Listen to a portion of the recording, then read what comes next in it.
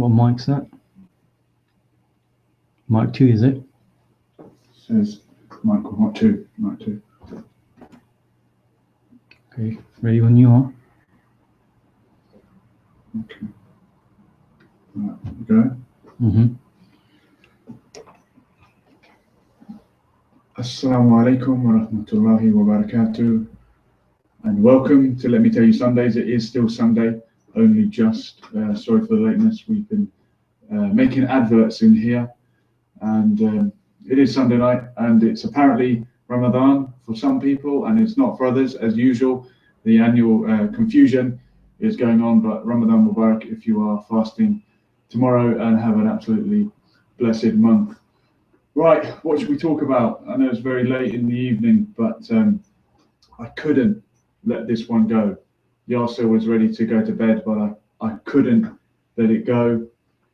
And there's only one real topic, really. I put a sarcastic sort of Facebook status up saying what topic shall I talk about tonight, and people gave me various suggestions, ideas about self-improvement and all that. That's great. We can do that any night, and I'm sure we'll do that all this month. I know Leila Habibti will be doing her show on Thursday, inshallah. But there is only one topic. There is only one thing on my mind this weekend. He's on my t-shirt. He's in all our hearts, and he's just passed away. Of course, the greatest, Muhammad Ali. And already he's got the phones going. Let's see that is. Yasser, dash over there and get the phone with you. My producer, beavering away as usual. Get the phone, man. Someone's going to. If you're on the line, don't hang up. We love to speak to you. We're going to find out who this is. Hello, caller. Welcome to Let Me Tell You Sundays. Who's this? Hello, caller. Who's this? Nero, welcome to the airwaves. I know I haven't seen you for ages, Nero. It's oh, Yasser's telling me that once in a while. Yeah, Nero. Tragic news. I'm still. It still hasn't hit me. Why was he the great? Why was he the greatest?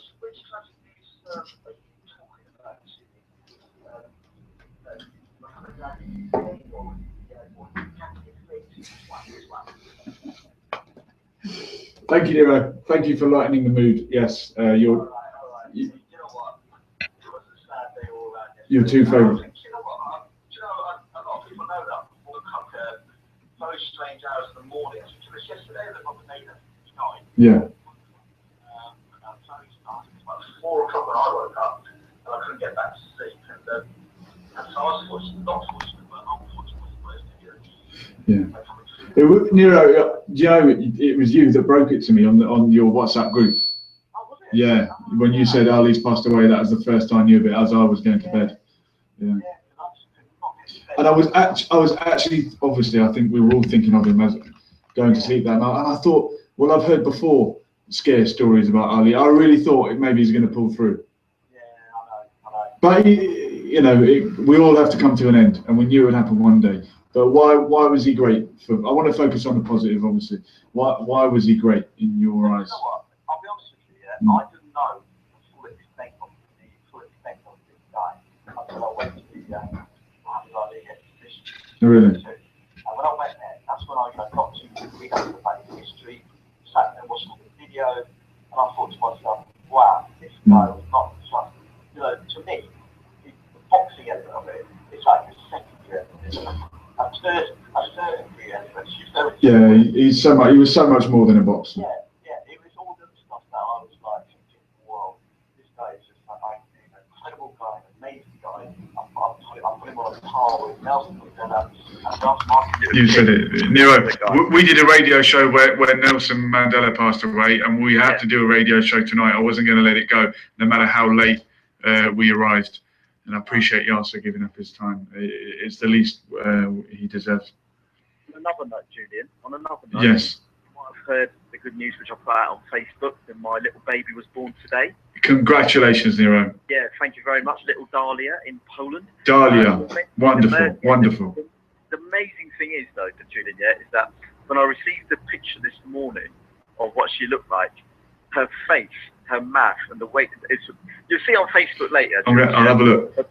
Yeah, there's a little picture of her. There's a few pictures of her, but there's one picture I got before all the others, and I looked at her mouth and I thought, my God, that is an Ali mouth. So I thought, yeah, you know what? How appropriate. Beautiful. Well, I hope. So I'm off to Poland, mate. I'm off to Poland tomorrow morning. So getting ready to go. Get there safe, Nero. I'll see you when you get back. When I get back and congratulations once again. Thank you. All the best. Cheers. Bye-bye. Thank you, Nero. Thank you very much. Yeah, Nero kicking us off. I know he's a Muhammad Ali fan. I mean, who isn't?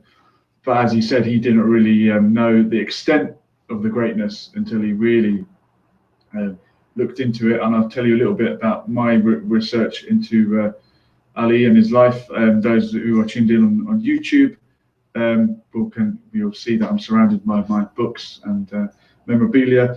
I've got a text from Sidra, which she dares me to read out on camera. I'll think about it, Sidra. I'll think about it. Stay tuned. I might read that text out. I might not. Sidra's trying to embarrass me. So a shout out to Samara who's watching. Thank you very much, Samara. Jordan has gone to bed. She's getting up early to fast. Thanks a lot, Jordan. We'll hear from you another time when we are on at a more civilized hour. But Muhammad Ali passed away at the weekend. And for me, he was an inspiration. He was a hero. My first memory, or really sort of being aware of who he was when I watched him light the Olympic flame in the Olympic torch, rather, in 1996 at the Atlanta Olympics. And I was watching on TV in my grandma's house in Ireland, and I saw this figure overcome with the symptoms of Parkinson's. And I'd heard the name. You sort of you grow up hearing the name everyone has heard of, Muhammad Ali, and in my mind, he was that old former boxer who's ill now. He was an old man with Parkinson's. I didn't really know much of the backstory. I was a boxing fan at the time, but I hadn't laced up a boxing glove to train competitively. But I was a fan of Mike Tyson. That's who I wanted to be when I was 11 years old. He was the heavyweight champion of the world, and I was training judo at the time. I didn't really understand boxing as well as I do now. I hadn't looked at the history of it. So Muhammad Ali was just this old guy who I know he'd been a former champion, and now he had Parkinson's, and people said, oh, what was it because of the boxing that he had this illness? And I think he denied that it was, and even if boxing had damaged him, he said he didn't regret a thing, and that's hard to take. And when boxing and even MMA recently, tragically, there was a death in the octagon in Ireland. These are brutal sports, and in the ring, in the heavyweight championship with two heavyweights, that's real dangerous punches being thrown. And one of my another memory that sticks with me, as I got to know Ali and researched him, watched documentaries, videos, read books, was the first time I watched the whole Thriller in Manila, when he fought Joe Frazier for the third time, and they fought. It went to the last round, and I think Eddie Futch threw in the towel. He pulled Frazier out of the fight and said, no, that's enough. But this fight is one of the most brutal boxing matches I think I've ever seen. And I remember watching it on video. I bought a video, got a double box set with them. It had Rumble in Jungle and Thriller in Manila on one video, and it had the documentary about Rumble in Jungle, When We Were Kings, with Don King and James Brown and all the build up to the George Foreman fight. But yeah, the third Ali Fraser fight, I was watching that, and this is just when I was getting into my boxing, age 15, just when I started sparring, just when I started to feel like what it feels like to get hit on the nose, what it feels like to be hit hard and have to come back. And I saw these two heavyweights battering the hell out of each other. It was a brutal fight, and it actually made me stop and think, wow, do I actually approve of this? This is kind of savage. It is savage. And it was when I was going through that phase of, do I really want to do boxing? I've talked about it. I bragged about it. Oh yeah, I'm doing boxing now. Yeah, I'm training. Yeah, look, I've got a skipping rope. I've got gloves. I'm boxing now. But when you get in the ring and you get hit, it's a different manner. And I had a few heavy training sessions, and I came out of the ring with tears in my eyes. Not crying, but being roughed up, being beaten around the ring is an emotional thing. And I got out of the ring, and I was just like, it was like my spirit had been broken. I thought, I don't know if I can do this anymore. And I've got headaches from, not headaches, but like bruising, like swelling the next day when you feel it and you touch your head, and it's like your hair hurts. It's weird. It's like in your scalp. And I was watching this video late at night when I should have been asleep, and I'm seeing Ali and Fraser going back and forth, and it was just mesmerizing. And that human spirit, that willingness to carry on, it inspired me to carry on. I'm gonna keep going. And I admired, to be honest, I admired Joe Fraser as much as I admired Ali for that performance. And when Joe Fraser passed away, that was very emotional for me as well. He's another great, somebody who came out of nowhere, well, out of the Olympics, and while Ali was out of the picture, blasted everyone off, knocked them all out, won the heavyweight championship.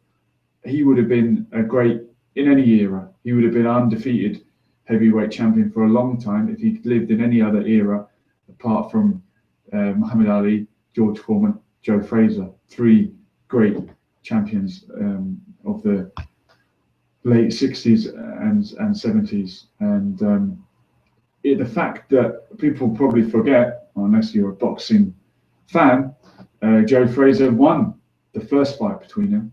They had three fights, Rumble and Thrill in Manila being the last one and the most savage and the most memorable. But when Muhammad Ali took a stand and refused to go and kill people, as the American comedian George Carlin put it, Muhammad Ali's job was beating people up, but the American government wanted to change his job and make him go and kill people. And he said, no, I draw the line at beating them up. I'm not going to kill them. And of course, he famously refused, and he said, no Viet Cong ever called me nigger, a reference to the fact that he went and won an Olympic gold medal for his country. And when he came back, he couldn't even get served a burger in a local fast food restaurant, such as Gourmet Burger in Reading, for example. It wasn't that one.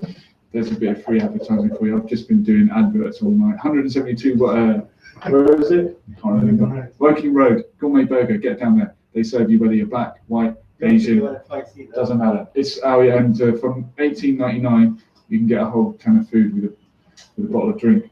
And yeah, the producers handed me this book. This is where I'm getting most of my Ali trivia. I mean, it's not trivia. There's nothing trivial about the man. Muhammad Ali and the rise of an American hero. Yeah, an American hero who, when he came back, having won a gold medal for his country, couldn't get served a burger. And go on, Yasser, thank you very much. Yasser's serving me a coconut water. Thank you very much. and hope that's not a racial insult. Thank you. Cheers. And yeah, of course. So in anger, because of that, he threw his gold medal in the river in Louisville, Kentucky, where he's from. And years later, I think it was at the 1996 Olympics where he lit the torch. Bill Clinton, was it Bill Clinton? Somebody presented him with a replacement gold medal for the one that he's thrown in the river. Imagine that. We can't imagine it now because it seems so ridiculous, but it's a few short decades ago that you could win a gold medal for your country and not be treated as an equal citizen when you come home. Ridiculous. And even more recent than that, there was apartheid South Africa. That's why we did a show about Nelson Mandela. And currently, yes, today, there is apartheid elsewhere. You know where I'm talking about. And Muhammad Ali talked about it from day one. He stood with the Palestinian people who have suffered in a similar way to his people and all the oppressed people of the world. And in the 70s, Muhammad Ali visited a Palestinian refugee camp in Lebanon, and he stood firm with the Palestinian cause. Of course, you wouldn't expect anything less. And I remember, funnily enough, the first time I set off to travel to Palestine with Jamal, all those years ago now. Jamal, we really need to go again. The first time in 2010, and I was shaved off my beard, nice and clean cut, make sure I look like a nice Western tourist with a British passport and no sense of a Muslim or any links to that sort of thing from me. But I did, of course, wear this T-shirt. I forgot. I was entering the occupied territories with a guy called Muhammad on my chest, but it was a birthday present back then, so I just sort of wore it, and it was quite befitting, really. And yeah, I'm always proud to remember him, to be associated with him in any kind. I don't know if we've got many live listeners because we are so late. If you are tuning in and you want to get involved, the number is 01189 660 382. I'd love to have some more recollections from people. If you ever saw him fight, I'd love to speak to someone who saw him fight live. I mean, even in this country, I think people watched him live on TV. Some of the great British boxers that probably wouldn't have been remembered otherwise. Brian London, Richard Dunn. Their claim to fame is that they shared a ring with the guy and went 10 rounds, 8 rounds, I don't know, 1 round. I can't remember what Richard Dunn did, the paratrooper from the north of England somewhere, and Brian London, another good British or even European level fighter. And don't forget the old favourite Henry Cooper, who yeah, if he didn't bleed so much, would have been the heavyweight champion of the world. No, he wouldn't. No, he wouldn't. The poor guy didn't stand a chance. He did a good job, and he put Cassius Clay down. I'm sure that video has been replayed more times than most. But Henry Cooper fought Cassius Clay, so-called, before he won the title. Am I right, y'all? So the first fight wasn't a title fight, and I think I'm right in that one. And I think he had a shot at the world title when he fought him the second time. But what could he do? I mean, you might say he got stopped on cuts, but Muhammad Ali was an altogether different class. But let's go back to the beginning. And when he started boxing, age 12, it was of course because he had his bike stolen, and he vowed to train up. He went to the local boxing club and said, I'm going to get the guys that stole my bike, I'm going to beat them up, I'm going to get revenge. and the local police officer said, "Well, you better start learning to box then," and that was it. He began, and you know, people talk about talent versus hard work, determination. There's no doubt. The guy had it all. There'll never be another Muhammad Ali. When I train kids boxing these days, and I've been involved in the training side of things in various clubs. And when newcomers come to a boxing club, they all want to be like Muhammad Ali, and they've seen the videos and they try and emulate his style. There's no point. There's no point. No one did it like him. There will never be another one. Get your hands up. Put your hands up. Don't put your hands at your waist. Only he could do that. But we go to a call. I'm shouting at them. Hello, caller. Who's this? Samara, I'm very well, and welcome to Let Me Tell You Sundays. Sorry we're late, by the way. And sorry if I'm shouting at you. I sound very loud in my ear. I'm loud and clear. So, Julian, yes, question. go for it. I read an article on Facebook about some people refusing to call That's right. What do you think? What's your opinion on that? Okay, so Cassius Clay, as he was back then, changed his name to Muhammad Ali. And who was it refused to say his name? Was it Ernie Terrell or Patterson? Who was it? Do you remember the answer? Barbara Ali, if you're listening. Yeah, there was one in particular. I can't remember.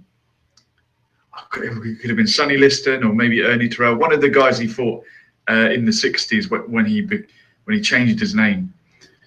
And Joe Budden? not Joe Budden. It might be. It might be Joe Budden. I don't know. But it was seen as a political protest. Him changing his name at that stage wasn't just about his religion. He became a Muslim, but he became a certain version of Islam known as the Nation of Islam, which was a black nationalist movement. And he changed his name for the reason that he said, "Oh, my ancestors had their name changed by the slave owners. Whichever slave owner owned his ancestors, the surname would have been Clay."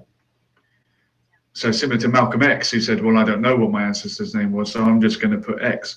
So it was a sort of very political, anti-establishment protest, and these boxers that refused to call him by his new name, Muhammad Ali, they were doing it to disrespect him, and maybe they didn't agree with his political views, with his militant. And it was militant, and so it should have been, as Malcolm X said, we demand these rights by any means necessary. We are equal to the white man. We're not going to live as inferiors, and we're going to demand it by any means necessary. So the people that refused to, and there was reporters refused to call him as well. They said Cassius Clay, so-called Muhammad Ali. They did it because they backed the establishment and the white superiority that there was at the time, I guess. What's your take on it, Samara? What did you make of it? I was quite shocked that people could still. Yeah. Well, look.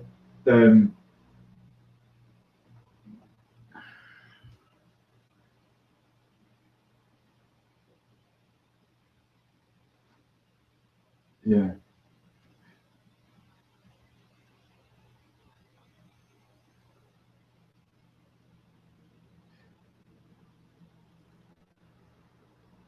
Yeah, absolutely. Funny enough, I mean, having travelled around, Muhammad Ali is famous anywhere in the world. If you want to start a conversation anywhere in the world, you just bring up Muhammad Ali. Probably someone's heard of him. If they haven't, they're from another planet. But in Palestine, I've noticed people call him Muhammad Ali Clay. That's what they always call him. Oh, you like Muhammad Ali Clay? Muhammad Ali Clay. Oh, the best boxer. Like, I don't know why they called him Muhammad Ali Clay.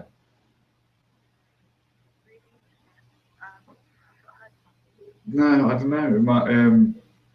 studying Arabic last year in Ramallah, my Arabic teacher kept going on about Muhammad Ali Clay, and I was too polite to correct him. But I'm sure Muhammad Ali wouldn't mind. It's something. It's a name in his past. At the time, in his 20s, he was virulently opposed to people calling him by his slave name. Yeah, but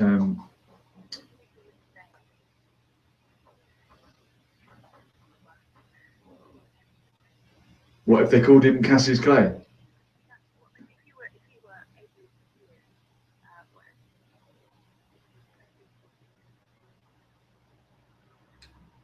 Yeah, what? I mean, he put it better than I ever could. I don't think he would care now, because billions of fans around the world call him the right name, and if there's a few little haters, there's obviously all the hypocrites are coming out now, and the people who hate Muslims but want to pretend they like Muhammad Ali, like, for example, Donald Trump.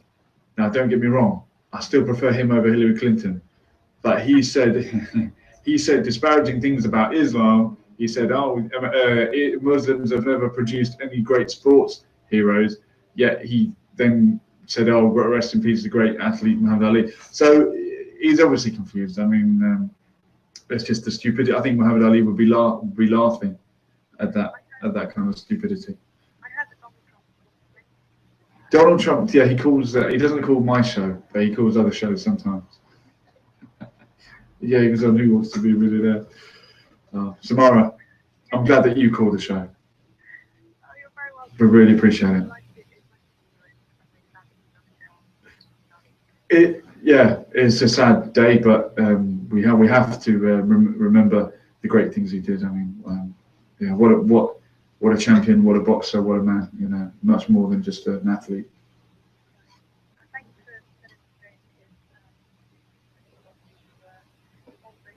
I said to Yasser, the show must go on. Better late than never. Thank you so much, man. You take care. And Ramadan Mubarak to you and all your family. Thank you. Take care. Okay, well, inshallah, when it comes, when you're ready. Obviously not following Saudi Arabia, but blessed Ramadan to all whenever it arrives for you, which is when you can see the moon, apparently. So yeah, let's talk about religion. Let's talk about religion, and a Ramadan Mubarak to Mariam, who's tuning in and complaining that I'm not wishing her Ramadan Mubarak. That's Ramadan Mubarak to Mariam, who's hopefully watching or listening or will hear this message. Have a great month, Mariam, you and all your family. There you go. Sorry, people getting jealous of the Ramadan Mubarak messages going out. And but let's talk about religion, because it's a big subject for Muhammad Ali. And I remember when I first started reading this book, King of the World. This is not the copy I read. My paperback copy I've actually lent to a kid in school that I teach, who wants to know about Muhammad Ali. I said, you better start here. This is what I read when I was your age. This is what inspired me, and he's one of the boys that I've been training in boxing and grappling, and I can see his enthusiasm and his love of Muhammad Ali, a guy who stopped boxing 30 years before this kid was born, if not more, and 30, 40 years before the kid was born, and he's going to inspire another generation, I'm sure. This story is going to continue. But I started reading this book when I was 15, and it was the time when I started boxing. I think my mum gave it to me for Christmas. And at the time, I didn't really know, like I said, much about Muhammad Ali, other than know he got Parkinson's and he was a champion before. I was all about Mike Tyson, and that he was boxing for me. And from the little I knew of Muhammad Ali, I thought, wasn't he really arrogant? Wasn't he big-headed? And then I started reading the book, and I started to understand why he as he said, he told himself that he was great, and he told himself enough times he believed it. And you have to believe in yourself.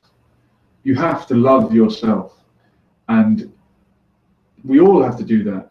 Never mind if you live in a country where the government treats you as a second-class citizen, where society treats you as a second-class citizen. I can't imagine what is that like to grow up as a child, as a black child in America in the 50s and into the 60s, and even beyond, when segregation was still going on.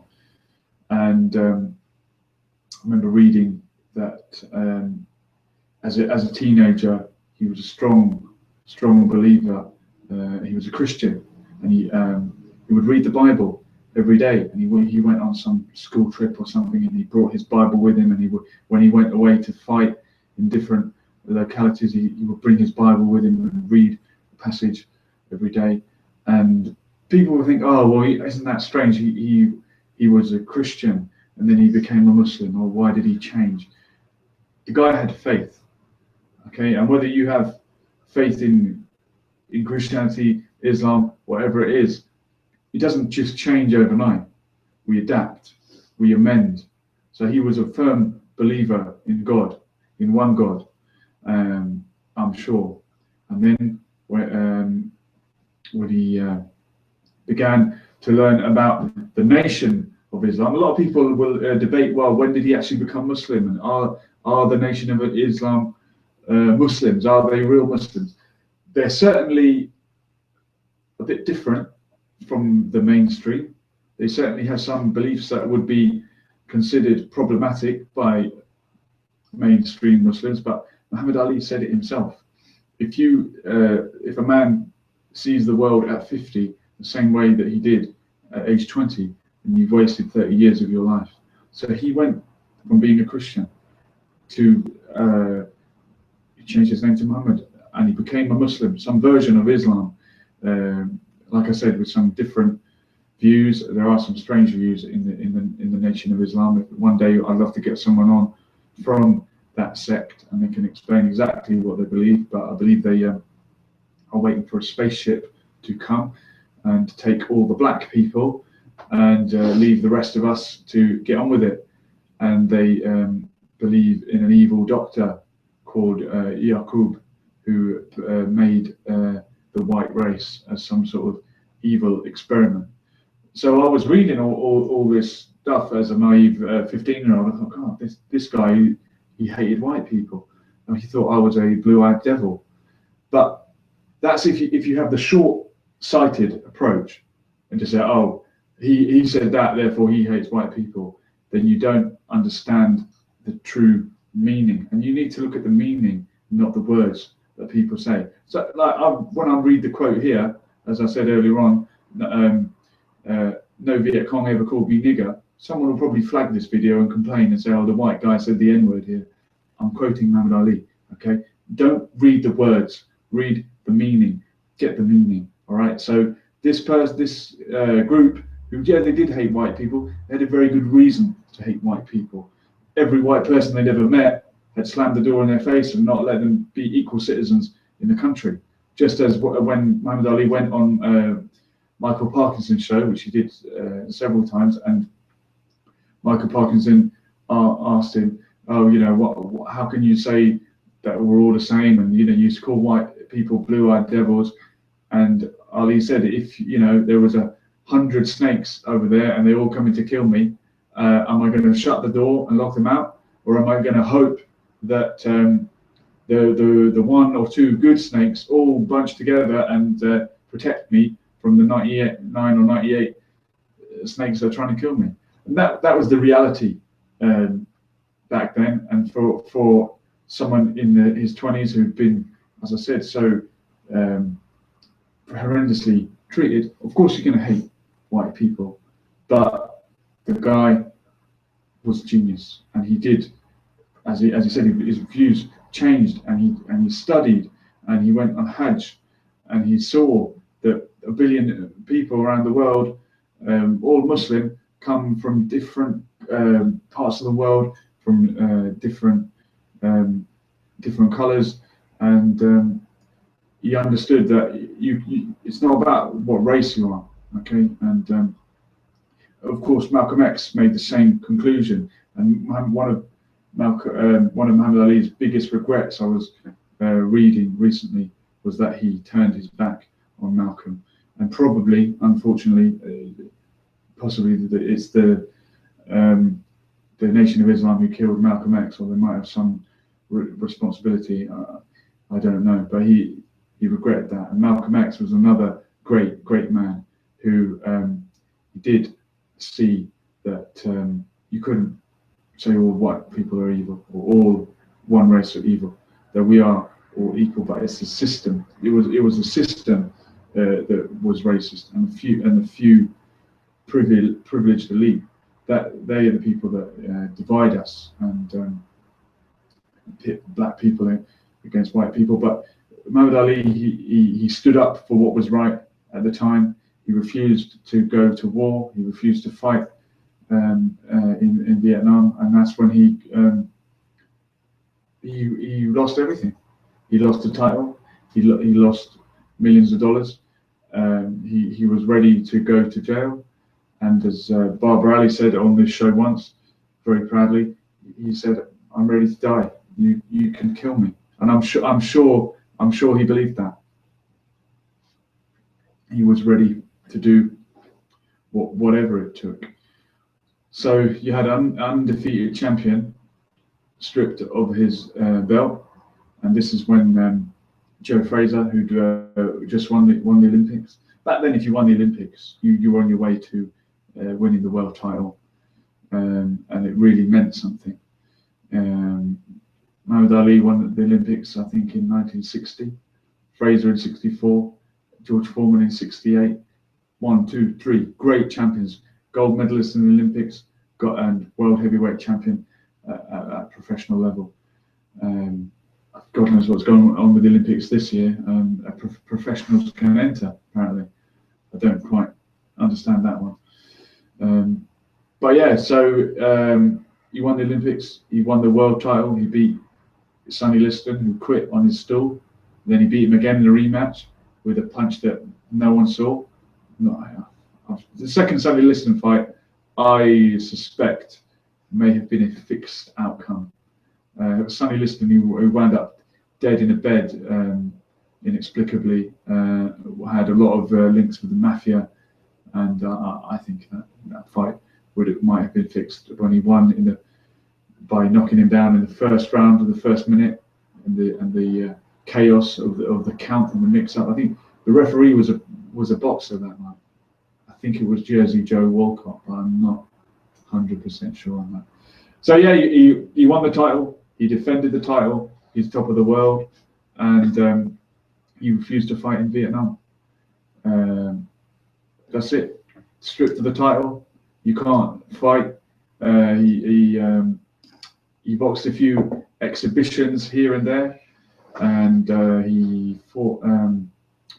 I've got a video filmed at that time. It's actually very interesting in the inter fighting days when he was banned, and he was doing tours. He was reciting poetry. The guy was down on his luck, and believe it or not, Joe Frazier helped him out. Apparently, Joe Frazier lent him money at the time and looked after him, and that was part of the reason Joe Frazier was so bitter about the way Muhammad Ali taunted him, goaded him in and out of the ring in the build up to their fights, because this is a guy that he'd helped out. But Ali was Ali. He did it with a glint in his eye, and he did it better than any of the trash talkers these days. I say you can't emulate him inside the ring or outside the ring. But in his inter-championship years, along came Joe Frazier, won the Olympics, knocked everyone out, and they're set for the showdown, the first two undefeated heavyweight champions. You got Joe Frazier, who won the championship by they had like an elimination competition to decide. This is the start of the breakup of the heavyweight championship, to be honest. Back then, you didn't have WBO, WBC, IBF, and all the alphabet soup you got now. You just had one heavyweight champion of the world, undisputed, and everyone knew who it was. And it went from Floyd Patterson to Sonny Liston into the hands of Muhammad Ali, and he was stripped of it. And Fraser won the title in a tournament that they organised, and I think he boxed maybe Jimmy Ellis. It was a #1 contender or whatever, and he became the outright champion. But you've still got this undefeated champion. As Ali said, can anyone take my title without it being defeated, without me being defeated in the ring? He had a claim to the title, and the showdown happened in Madison Square Garden. I had this fight on video somewhere on VHS, and it was another great fight. And I really admired Joe Fraser for his performance that night. But you've got to remember, Ali had many years out of the ring. He'd had a couple of warm-up fights or whatever. He went in there thinking, that's it, the title's mine. I'm gonna take it back, no problem. But he wasn't ready for what Joe Fraser was packing, and that was one hell of a punch, one hell of a left hook.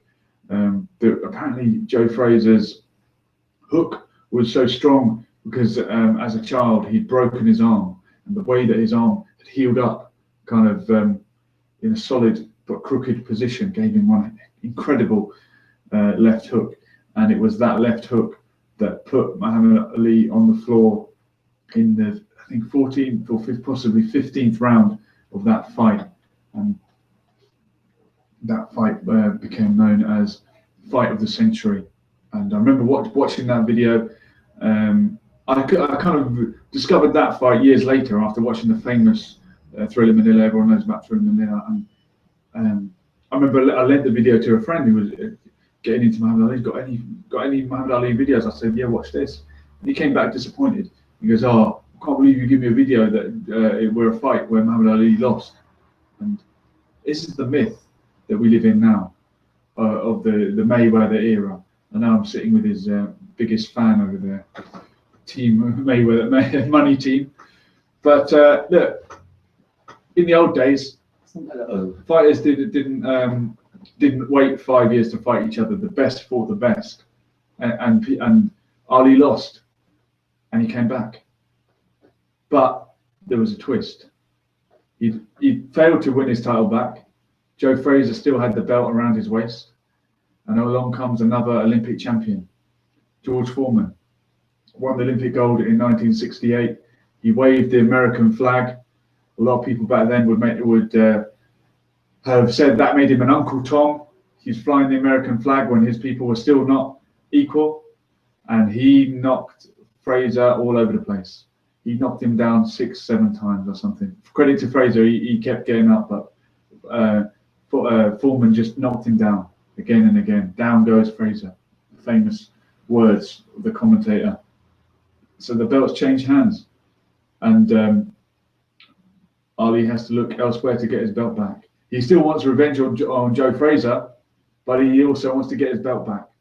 And George Foreman was the new champion, and arrives Don King on the scene, the boxing promoter, and the villain of boxing, the one who ruined Mike Tyson, the man who served time for killing somebody, decided to put on the greatest show ever in Africa, in Zaire, now known as, I don't even know what country it is nowadays, Central African Republic? Where's Kinshasa?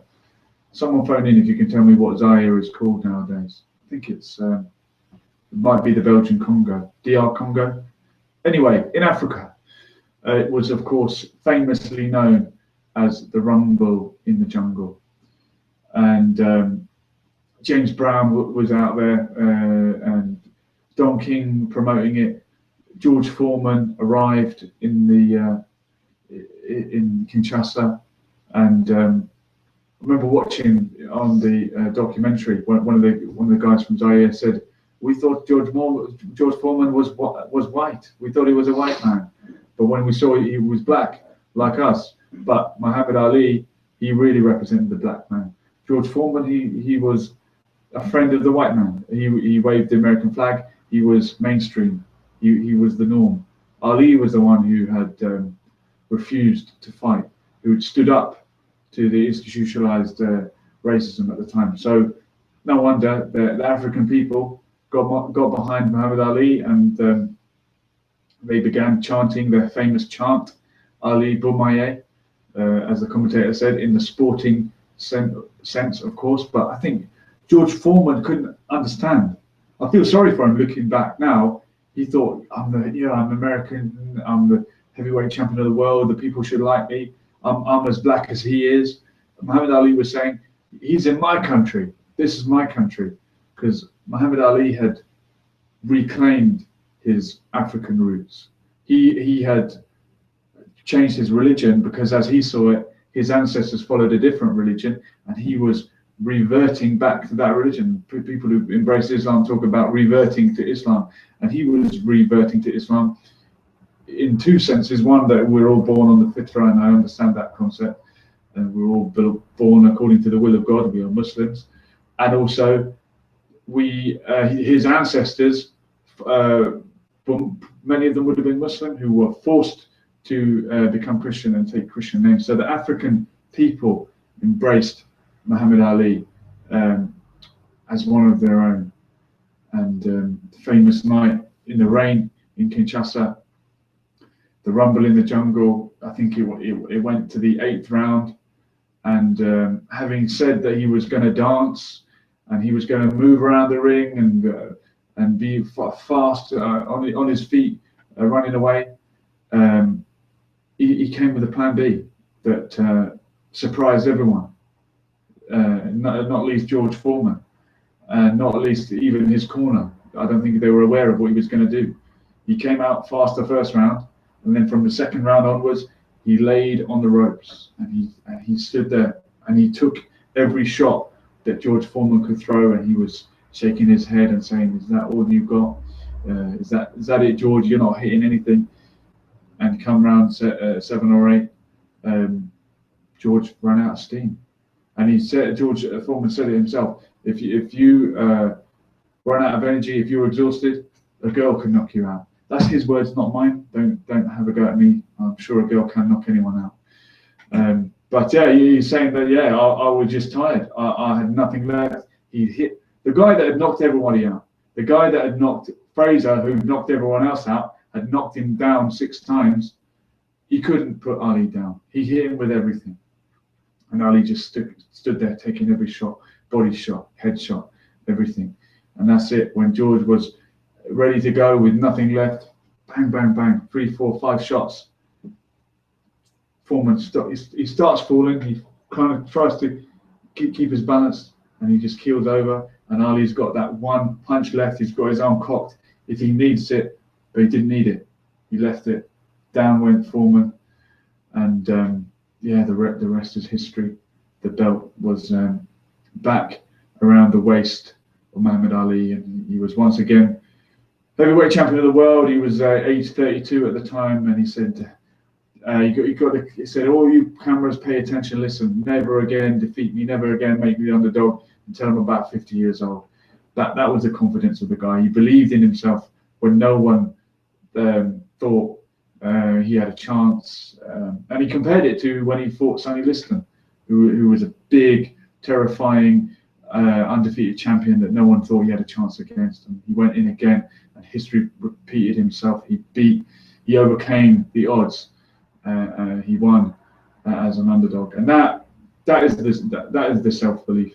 I mean, you watch that as a kid, as a teenager, or of any age, it's going to inspire you to do great things. And that wasn't the final chapter in his career. He fought Fraser again, as I said, in the Thrilla Manila. He even lost the title. This was him winning it back for the second time. He lost the title to Leon Spinks in something of an upset, probably, and then he went back again, and he won it back, and he became 3rd time world champion. And you might say, oh, yeah, I wish he'd left it at that, but the guy who believes in himself will carry on believing, and he went on again and fought Larry Holmes, who became another great champion, and Larry Holmes beat him, I think by this stage already the onset of Parkinson's syndrome had come into effect, and he was a shadow of his former self, but he wouldn't give up, and maybe that it's sad to say, but he doesn't agree, he doesn't regret anything. He said it himself, and when Larry Holmes beat him, Larry went to his own dressing room afterwards and cried, because that was the respect he had for such a great champion, and he didn't want to beat his own hero. And Muhammad Ali lost to Larry Holmes. He lost the title for the last time, and I believe at the time a young teenager, Mike Tyson, or who was watching, made a promise. I've heard that he contacted Ali. Yasser is nodding in agreement and said, Larry Holmes beat you, I vow I'm going to get revenge on him. And within 5 or 6 years, a 20-year-old Mike Tyson, or no, 19 or 20, the youngest ever heavyweight champion, younger even than Muhammad Ali was, age 22, when he was going to face Larry Holmes, who was seen as the lineal champion, or he had some version of the heavyweight championship. This is when the title began to split off into different sections. He said, Muhammad Ali called Mike Tyson and said, remember your promise? Remember your promise? You said you'd beat him, and we know. And I've got a text on that very subject. Oh yeah, Ali said to Mike Tyson, make sure you get him for me. And he did the same in the Berbick fight, apparently. Trevor Berbick, there's a name that came up on this show once. It was the answer for 3 quiz questions for Barbara Ali when he won the question sport. Yeah, I mean, and Trevor Berbick, who was the last man to fight Muhammad Ali. I mean, someone had to be. He was a shadow of himself at that stage. And then Mike Tyson beat Trevor Berbick for one version of the world title at age 19, and then he of course defeated Michael Spinks and Larry Holmes. And as this texter quite rightly says, Ali said, make sure you get him for me, and he did. And look, I could talk about his boxing all night long. I'll just go through a couple of texts. Oh, there's a thank you for Mariam. You're very welcome, Mariam. Not a problem. And there's a text from Kieran. Haha, you there? Yeah. Yes, I'm here. I'm just on the radio. But let's talk a little bit about the politics. We talked about religion and how he went from a Christian to a so-called member nation of Islam to a Sunni mainstream Muslim. I believe he became Sunni, if that's the... Look, these things are gradual, right? Your views change. And in the 70s, he affirmed his belief in mainstream Sunni Islam, and till his dying day, those were his beliefs. In the last 10 years of his life, I believe he took bay'ah with one of the tariqa, or the Sufi order. I can't remember which one, possibly the Naqshbandi, but there's a bit of Islamic jargon for you. So he was always amending, adjusting his views, and that's a sign of a truly intelligent man. And this is a guy that wasn't intelligent enough to be in the army, and it was rejected from the army for not scoring high enough on an intelligence test. But you hear his poetry, his spontaneous poetry, and the way he would enunciate, he would explain himself, and better than I'm doing right now. The guy was poetic. He was a genius in the ring and out of the ring, and that's why there's many different forms of intelligence. But he had it all. But let's talk about the politics.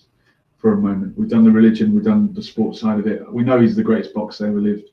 And I don't care if Mayweather's undefeated or Rocky Marciano went 49 fights undefeated or whoever you're going to bring. The 70s was the different, just pure boxing. The 70s was a different era. He was faster than any of them. And yeah, he lost. He came back. He lost and he came back and won. There you go. End of. So let's do away with the boxing now. All right. Because he was so much more than a boxer. And I can't do him justice in 1 hour. And I'm sorry this is late. I hope people are catching this later on. You know, we go out live, but we save it on YouTube. And you can't do the man justice in 1 hour. But boxing aside, it's politics. I said he stood firm with the Palestinian people. The guy negotiated the release of 15 hostages in Iraq. He went and met and sat down with Saddam Hussein, just like George Galloway did. And of course, so did Donald Rumsfeld and all the rest of them. But Muhammad Ali went to America to negotiate the release of 15 hostages from Saddam Hussein, because this is the clout this man had. This is the respect, the esteem in which he is held. Who else from America could you send to an environment like that? Who could you guarantee from America? There are great Americans. I have a lot of American heroes. Most of them are dead. Many of them were killed. But there are great American people. But America as a state is seen as a pariah by so much of the world because of its foreign policy, because of the wars it's launched on Afghanistan, on Iraq, on Libya, drones in Yemen, and countless regime changes and coups, military coups in Central America, South America. Who else from America could you send? What other? Definitely not any other athlete, I don't think, could you send to any part of the world and be guaranteed that people will respect him. He was loved. He was loved by the people, from world leaders to the common man. And another moment, memorable. All these videos are emerging now. You're going to see them for weeks to come. It's going to be Ali all over the internet. When he talked down a suicidal guy from a balcony. Someone was about to commit suicide. Ali ran up there and told him, I'm your brother. Don't do this. I want to help you. I mean, that's incredible. And he couldn't help but help people. He gave all his money away. He donated money to synagogues. He any project that was for people. And I think that it must have been. I've heard it said he needed people like a haemophiliac who needs blood. That was his addiction, love of people, and they loved him back. But we do have a caller very late in the night. Who is this? Hi. It's the midnight caller. Yes, it is. It's only 4 in the afternoon here. We're going international. You welcome back, Thawab. Thank you. I'm calling from California. Wow, Thawab. Go ahead. Sorry, you're a guest from 2 weeks ago, and now a caller. Pleasure. I know. Yeah. What's happening in California? Well, yesterday I went to the Hollywood Walk of Fame, and guess what I saw while I was there? Let me guess. Hulk Hogan's signed autograph. No. What did you see, Thawab? I saw Muhammad Ali's star. Wonderful. Which, can you guess where is the star on the floor? I presume it's on the floor like all the rest of them, is it? No. Oh, why not? It's on the wall because Muhammad Ali, at first when they wanted to honor him by putting the star on the floor, he declined the honor. He refused it. And then when they asked him why, he said, because I can't have people walking on the name of the Prophet. So they actually went out of their way and they put it up on the wall. So he's the only. So he's like, I want people to look up to his name. the Prophet's name. I don't want them to look down or to walk on it. And so they honored him, and they honored the Prophet and put his name on the wall.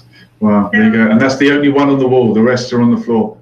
Yeah, and I don't think anyone else will ever be on the wall. Absolutely, yeah, absolutely. Now, if anyone deserves to be singled out from among the so-called celebrities, it is him, because he is more than a celebrity, more than an athlete. Yeah. He is, the greatest. How are people in America? Is everyone coming? I mean, a lot of hypocrites are coming out. People who hate Muslims, but they love Ali, because he transcended religion. Let's not forget, he was a proud and Sunni Muslim and black man and all the rest of it, and he didn't budge until the day he died. He's not a cuddly Martin Luther King, who we remember for I Have a Dream. He was, no, let's have equality now. And I mean, well, when I went yesterday, there was a queue to see the star. There was flowers. People had put boxing gloves. And you know why I think he does transcend politics? Like, I think every side, or Democrat, Republican, Christians, everyone loves Ali, and I think it's because he stands up for what he believes in. He's unapologetic. He's not afraid to be himself. Yeah, exactly. And like, when people ask me, oh, like, how's it like to be Muslim in America, or how's it like to wear hijab? You know, don't you struggle? And I was like, people in America will respect you when you are true to yourself. You know. They won't respect you if you pretend you're something you're not. Like if you say I like hot sauce just to get the black vote, for example. Or if your name is like Muhammad, you're pretending to be Mo, and you know, as like. Sure. You look someone in the eyes and say, "This is who I am." No matter, even if they hate who you are, they'll respect you. Like, and I think Muslims had a rude awakening, you know, after 9/11. Like, all the ones that were hiding, you know, the next day they're suddenly, they can't hide anymore. Like, nowhere to hide. Actually, Muhammad, you know, and so wouldn't it have been better to just have been true to yourself to begin with? And I think that's what Muhammad Ali has taught us all. Like, I am what I am. You know, I mean, my religion, not yours. You know. That's it. And I mean, it's hilarious that Trump. I know it is. I know. One tweet, he's like. There's no Muslim sports. Bloody hell. And the next day, but I really like want to be sure, like, I guess when we talk about Muhammad Ali, we don't whitewash him or, you know, make him seem like a fluffy character when he wasn't. But it's amazing, like, the president of the United States is like, he is the greatest, like, to say that about a Muslim and a black man in America. And we're also seeing even Muslims who are racist towards, who will call black people abid and who won't let their daughters marry a black person. All of a sudden they're like, Muhammad Ali is one of us. And it's like, no, you can't claim him if you've rejected his right. His people, you know, he wasn't just about being Muslim, he was about being black. That's I read this ridiculous article, like, all these random Muslim Zionists are coming out of nowhere, and they're just like, oh, he only protested the Vietnam War because it was part of Nation of Islam's nonviolent tenets, like, not because of his own conviction. No, it was conviction. He lost 3 years of his prime. Like, imagine Shakespeare just stopped being Shakespeare for 4 years. Exactly.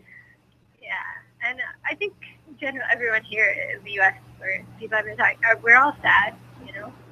But alhamdulillah, he lived as long as he did, and there's a lot of good, I think, that he brought to us. That's pretty much it. Brilliant to hear an American view, as we lost the greatest American ever. I'll say it. I've said it. There you go. The greatest American ever. American, the greatest Muslim, the greatest, and I'm sick of it. I won't listen. Anyone on Facebook who's going to share something that'll critique him or say, oh, he did this with his wife or he did that. I'm not even, they can unfriend me now. Like, there you go. You heard it here first. No one's perfect. No one's perfect. And Ali said that. And this is what we had with Nelson Mandela. And Nelson Mandela was first to say, hey, I'm not perfect. but I tried to do the right thing. Muhammad Ali didn't say he, yeah, God, some idiots have come out already and said these things, and Piers Morgan has said, oh, but Muhammad Ali said things about white people worse than Donald Trump said about Muslims. But Muhammad Ali lived in the 60s when black people couldn't eat in the same restaurant and were being killed in the street. And then this idiot on Facebook was like, the Muslim guy was like, I don't understand, we shouldn't celebrate Muhammad Ali. He participated in a violent sport. Boxing is so violent. No, well, as long as you don't punch the face, that's what I've heard. Whatever. No disrespect, by the way. There will be people watching this, listening, and say, yes, you shouldn't punch the face. But look, you got to see the meaning and not be a literalist all your life. Yeah, exactly. It's, you know, you're more of a man to have it within the ring. Absolutely. To take it outside or to hide behind a computer. Yeah. You know, and say what you have to say. Yeah, there's a lot of keyboard warriors. Yeah. I think your flight's ready to up or something. Where are you going? Yeah, I'm going to San Francisco. Oh, lovely. Yeah, just for a couple of days. I'm actually thinking, so his funeral will be on Friday in Louisville, Kentucky. Yeah. And that's a 7-hour drive from Buffalo, which is where I'll be on Friday. So I don't know. I was thinking to see if there's a group that wanted to head down. Wow. Apparently there won't be another one. That I would go. If you can go to that, that'd be incredible. That would be absolutely incredible. Go to it? Well, if I had a chance, but I've got no chance. Yeah. But if you're right there, that'd be amazing. I mean, I'm 7 hours right there. Yeah. But that's more there than I would have if I was in Ireland. Yeah, true. So I might go and I'll report back. Yeah, send us a video if you do. That'd be amazing. It's been planned for years apparently. Like he's been involved in the planning as well. So. Really? Yeah. Wow. So it should be good. I think will be a celebration of sorts as well as kind of like a day of. Yeah, he deserves a good send off, no doubt. Yeah, definitely. And Imam Zaid Shakir, who's an imam that my family's close to, he'll be leading the prayer as well. Okay. And you know that Muhammad Ali also, he was Sufi Muslim. Did he take bay'ah with a? He did.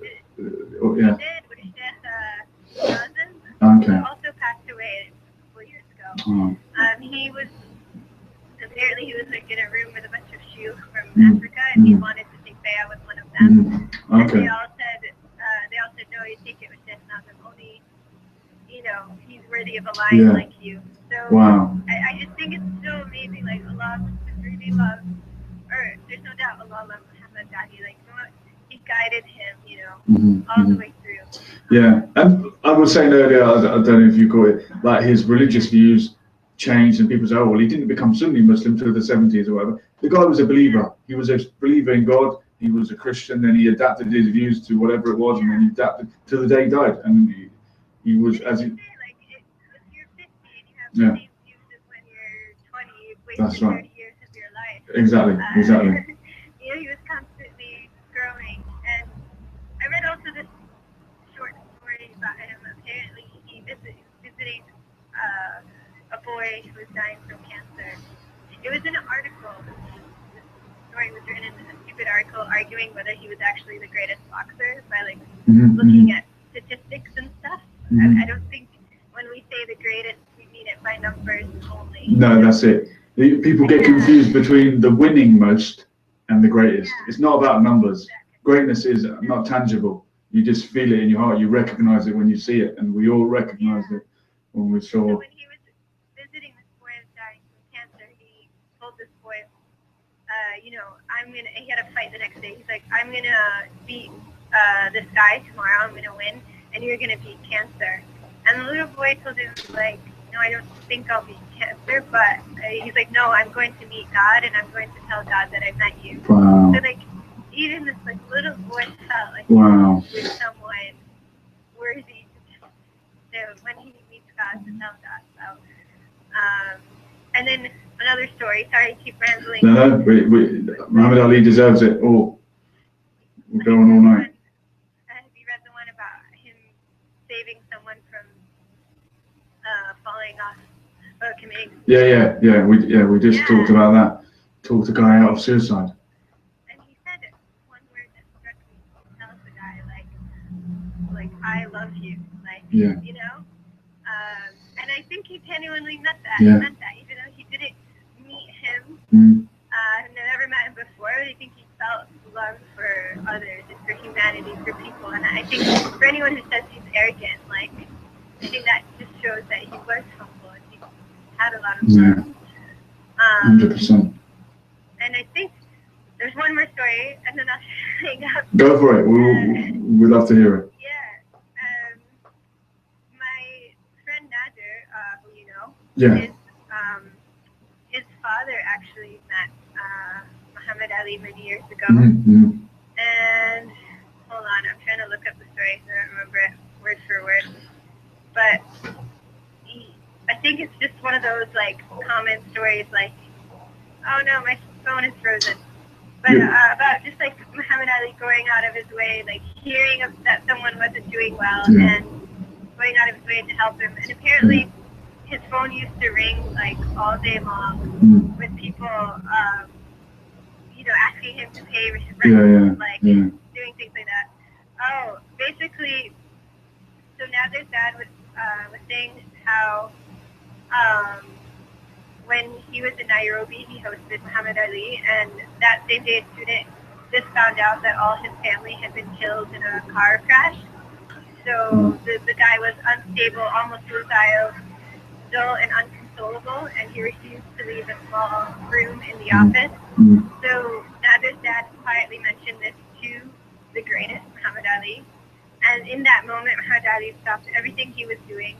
He entered the room where the young man was and embraced him. And the student was completely shocked. He was in disbelief and cried from the overwhelming, conflicting emotions of loss and seeing Ali. The greatest sat and consoled him at length. In the end, Ali told the student he would not leave the room unless they walked out together. So that's like a personal story, not from someone who told someone from someone, but like from someone we know, his father, telling us. And I think that's another example of how great he was. And we have a lot. God, it's starting to hit me that he's gone, man. I know. It's sad. Will there be anyone like him? No, one off. I mean, I look back at the pictures that were on my school planner as a teenager, and they were alive back then, and one by one they've gone. Nelson Mandela gone, Yasser Arafat gone, Muhammad Ali gone. These are people that in their own field were, unique, but Ali, he's separate from the rest, I think. And then, even me growing up, like I wasn't into boxing, and I was just like a little girl, but I knew. Really? Oh. Yeah. Okay. Believe it or not. Yeah. Oh, okay. I have yet to lose a fight. Okay. But like he was a role model for me, even as a kid. Just Muhammad Ali. And we had a kid in the neighborhood. His name was also Muhammad Ali. We used to pretend he was the boxer. We were proud of him. And for being Muslim, we were like, well, Muhammad Ali is going to kick your butt. Yeah, exactly. So, I think it's amazing. Wonderful. But, hopefully I'll try to go.